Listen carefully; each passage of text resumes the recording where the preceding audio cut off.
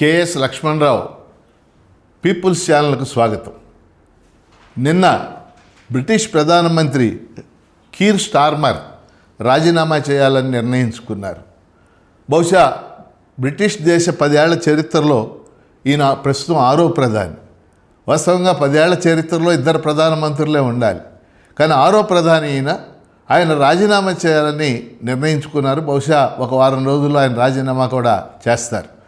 British ప్రధానమంత్రి Keir Starmer ఎందుకు రాజీనామా చేయాల్సి వచ్చింది? ఈ వీడియోని వీక్షిస్తున్నటువంటి ప్రేక్షకుల సౌకర్యార్థం బ్రిటిష్ రాజకీయ చరిత్రను మనం తీసుకుంటే, ప్రపంచంలో రాజకీయ పార్టీలు పుట్టడం అనేది బ్రిటన్లోనే ప్రారంభమైంది.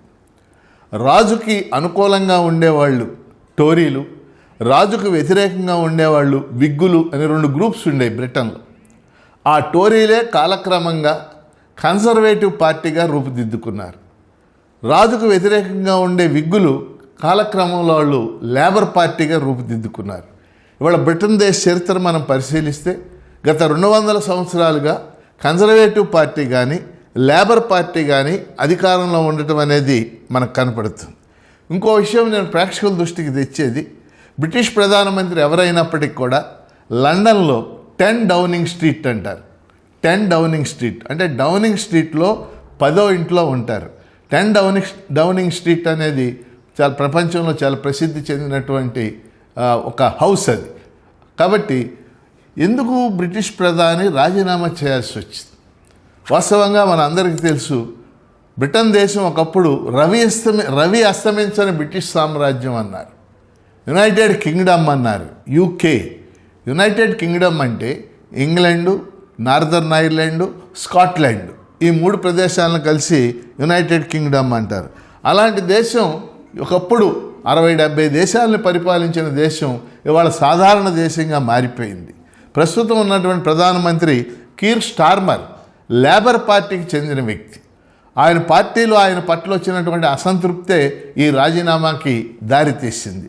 ఆయన పట్ల అసంతృప్తి రావడానికి కారణాలు ఏమిటి? కీర్ స్టార్మర్ ఏ అంశాలమైతే గెలుపొందాడో అంశాలను పరిష్కరించడంలో ఆయన విఫలం చెందాడు. ముఖ్యంగా బ్రిటన్లో తీవ్రమైనటువంటి నిరుద్యోగం ఉంది, అలాగే తీవ్రమైనటువంటి ద్రవ్యోల్బణం ఉంది, ధరల పెరుగుదల విపరీతంగా ఉంది. అంతేకాకుండా ఆయన కార్మికుల అనుకూల విధానాలను అనుసరించకుండా కార్మిక వ్యతిరేక విధానాలు, కార్పొరేట్లకు అనుకూల విధానాలు గత ఎన్నికైన కొన్నేళ్లుగా ఆయన అనుసరిస్తూ వస్తూ ఉన్నాడు.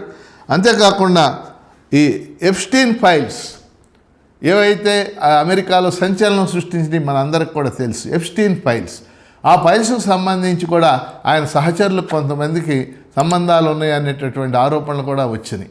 కాబట్టి వీటన్నిటి నేపథ్యంలో కీర్ స్టార్మర్ మీద విపరీతమైనటువంటి పార్టీలో అసంతృప్తి ఏర్పడింది. ఇప్పుడు మాంచెస్టర్ మేయర్గా, అంటే బ్రిటన్లో మాంచెస్టర్ అనేది ఒక ముఖ్యమైన నగరం మనకందరికీ తెలుసు, మాంచెస్టర్ మేయర్గా ఆండీ బర్న్హామ్ అని ఆయన పనిచేస్తున్నాడు ఇప్పుడు మేయర్గా. ఆయన ఈ 10 రోజుల క్రితం అక్కడ జరిగినటువంటి బై ఎలక్షన్లో హౌస్ ఆఫ్ కామన్స్, బ్రిటిష్ పార్లమెంట్లో 2 సభలు ఉంటాయి. ఎగువ సభ పేరు హౌస్ ఆఫ్ లార్డ్స్ అంటే ప్రభువుల సభ, దిగువ సభ పేరు హౌస్ ఆఫ్ కామన్స్ సామాన్యుల సభ. హౌస్ ఆఫ్ కామన్స్కి జరిగినటువంటి బై ఎలక్షన్లో ఆండీ బర్న్హామ్ ఆయన గెలుపొందడం జరిగింది. బహుశా బ్రిటిష్ భవిష్యత్ ప్రధానమంత్రి వచ్చే వారంలో కాబోయే ప్రధానమంత్రి ఆండీ బర్న్హామ్ కావడానికి అవకాశం ఉంది. ఎవరు ఎన్నికైనప్పటికీ కూడా ఎవరైతే ప్రజల అనుకూల విధానాలు, ప్రజలు అంటే కార్పొరేట్లు కాదు, ప్రజలంటే శ్రామికులు, ప్రజలంటే రైతులు, ప్రజలంటే వర్కింగ్ క్లాస్, వీళ్ళకి అనుకూల విధానాలు అనుసరిస్తేనే వాళ్ళు మనుగడ సాగించడానికి అవకాశం ఉంటుంది. అది బ్రిటన్ ఉదంతం తెలియజేసింది. అందువల్ల కీర్ స్టార్మర్ కొంతకాలం ఈయన బ్రిటన్లో పనిచేశాడు. ఎందుకంటే బ్రిటిష్ ప్రైమ్ మినిస్టర్లుగా అనేక మంది దిగ్గజాలు పనిచేశారు, మన అందరికి కూడా తెలుసు. ఉదాహరణకి మార్గరెట్ థాచర్, 2వ ప్రపంచ యుద్ధ సమయంలో విన్స్టన్ చర్చిల్, ఇలాంటి వాళ్ళు చాలామంది పనిచేశారు. ఇవాళ కీర్ స్టార్మర్ కొద్ది కాలమే పనిచేశాడు.